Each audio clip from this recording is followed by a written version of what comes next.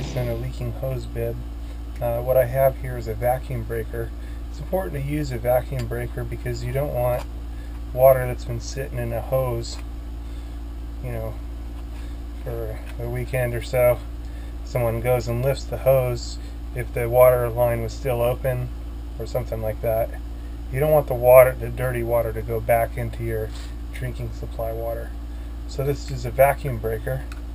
What it does is allow the water to come out of these holes rather than getting into your drinking water, because drinking some of that water wouldn't be fun.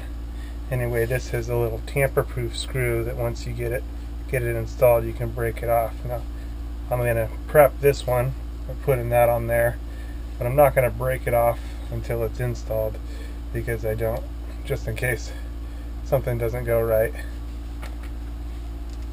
Here, what we want to do is wrap Teflon tape around the threads. And I'm going to go about 3 or 4 turns around the threads. The easy way to put the Teflon tape on is to put the Teflon at the back of the roll, like so. And now you can just kind of roll it around. And you kind of want to skip the first 1 or 2 threads if possible to prevent cross-threading it as you're putting it in. Anyway, there's 2 turns. And just by twisting it a little bit, you can skip that first 1 or 2 threads to make it a little thinner profile. Anyway, want to avoid any of the tape covering this side. We don't want to block any of the flow. But anyway, now we're ready for the install. Gonna take out the old one. On the old one, I'm going to use 2 wrenches in order to prevent twisting the plumbing beyond where the fitting is. And the one that I'm going to be turning out has kind of been stuccoed over, so I want to make sure that I don't twist the copper plumbing. Just by putting it on there, using a second wrench.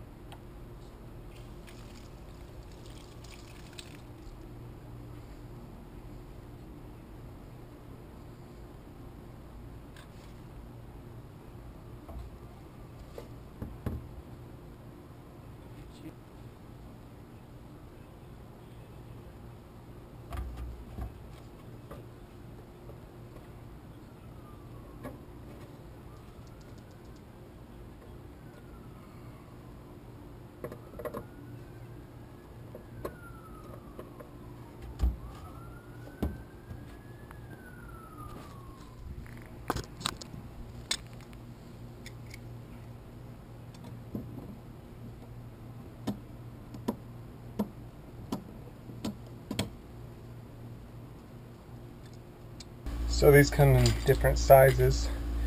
The one that I replaced was a 3/4 inch. This size here, 3/4 inch. Now, for the hose bib itself, that's always a 3/4 inch standard size for hose bibs.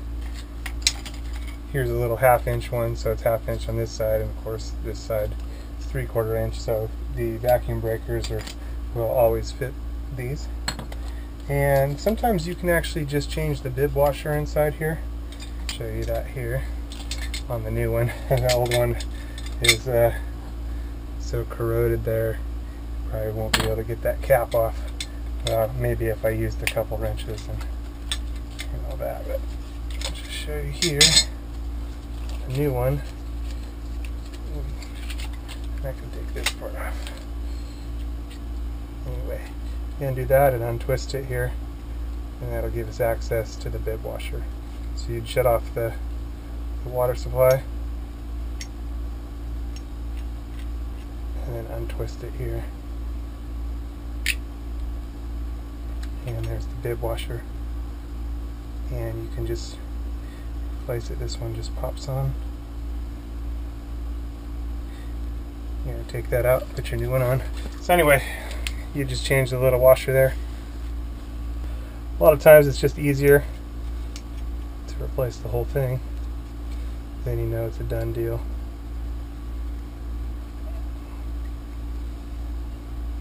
Anyway, tighten that back down, and we're good to go.